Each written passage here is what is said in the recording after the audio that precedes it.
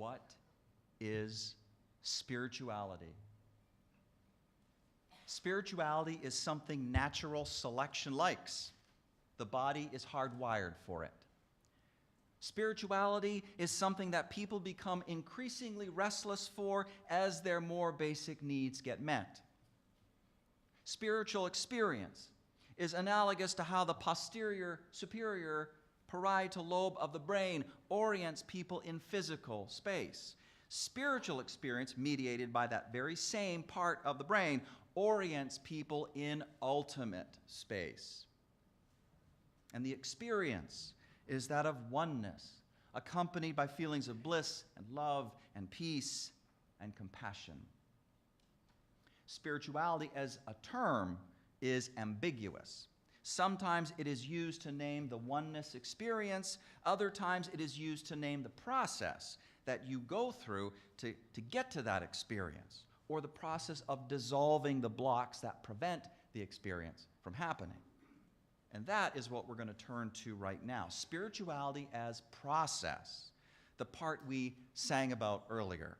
What will I do? Where will I go? When will I know it's time to set sail or row? The story told about the man from Baghdad, which originally came from the Persian saint Rumi, it gives us some important clues. One is that, yes, you will have to go far. That's just one of the many paradoxes inherent in spirituality. Your brain and my brain, they're hardwired for the oneness experience. That is what the story means when it says that the treasure is already in one's home. Oneness is already here. It is nearer to you than your neck vein. That is how the Quran puts it. It is nearer to you than your neck vein. But not so fast. Something needs to change in a person in order for the oneness experience to become available. You're a man of Baghdad, but you've got to journey to Egypt. You have to take a risk. You have to be different. Which leads to another clue. Part of the spiritual process is dealing with shame. The man of Baghdad shares his dream with the Egyptian police, and he is shamed. You must be a fool to journey all this distance merely on the faith of a dream? How many of you have experienced spiritual shaming? You shared your version of the dream with somebody. You might have said, well, I don't believe that the Bible is the literal Word of God. You might have said, I do believe that truth can be found in many religions and not just one. Whatever it was you said, whatever dream it was that you put out there, the response was, you are ridiculous. You are a fool. People who are supposed to love you said that. They said, we're worried for your soul. We're praying for you. They said that. They said, stop being stubborn and just get with the program. Just be normal. That's part of the journey to Egypt too. And what I want to say now relates to Joseph Campbell's urgent call for you and I to have special places where we can, as he says, get the thou feeling of life. That's his last words in the video clip. The thou feeling of life. Places where we can step back from the American citizen role that is so distressing these days, from the work role that is so stressful, from the parenting role that is so overwhelming, from the relationship role that is so complicated, from the illness role that is so devastating. Places where we can breathe and remember who we truly are.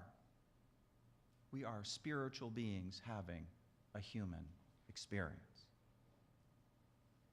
Joseph Campbell asks, where is your bliss station? And then he says, get it done. It's just like a spiritual cheerleader. Get it done! Get it done! But what I want to say is this. UUCA won't be a bliss station if our spiritual shame stays unprocessed. Because here's what people do when they are deep in their shame. They withdraw, or they turn into people pleasers, or they shame others. They carry around spiritual flamethrower and they go. These are the three classic strategies for managing shame. And let me tell you, if that's how we are relating together in this spiritual home, it's not much of a spiritual home. It's not beloved community, truly. Now, my colleague Christine Robinson speaks to this in a UU World article from a number of years back. She writes, at a meeting of the worship committee, one member ventures the thought that she would be a better worship leader if the group would spend some time talking about the spiritual aspects of worship. And then the committee hears this. I don't know why you want to talk about that. That's what someone else says. His voice tinged with scorn. And that was the end of that topic. He knew not what he did, and if he'd been called out on it, he would have protested that he was just speaking the truth. He can't imagine why anybody would want to talk about spirituality. If it had been a debate team or a science lab, this argument would have done no harm. It might even have provoked those who disagreed to work harder, to be clearer. But in a spiritual community, scorn is deadly. Our faith, Christine Robinson goes on to say, our thinking about our faith and our conversations with others about faith do not do well around belligerent language, close questioning, and scorn. Very few people are willing to talk about their spiritual lives if they think they will be ridiculed or misunderstood. Beloveds, let UUCA be a bliss station for us. It can happen, though, if you've been like the Egyptian police and someone shared their tender dream with you and you shot right back with something akin to nonsense. No one's dream is nonsense.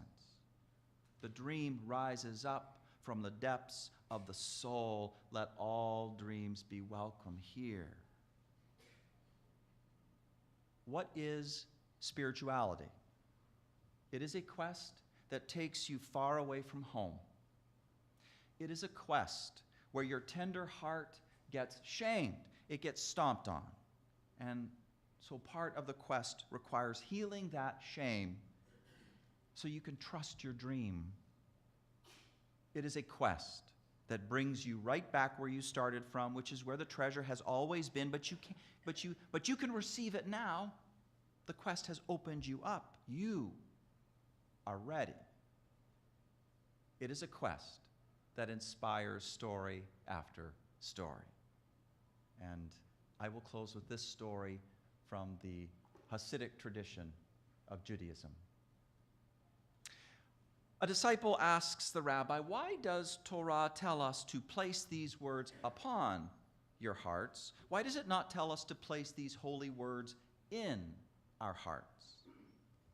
The rabbi answers, it is because as we are, our hearts are closed, and we cannot place the holy words in our hearts. So we place them on top of our hearts, and there they stay until one day the heart breaks and the truth falls in. And may our hearts break beautifully so the truth falls in. Amen.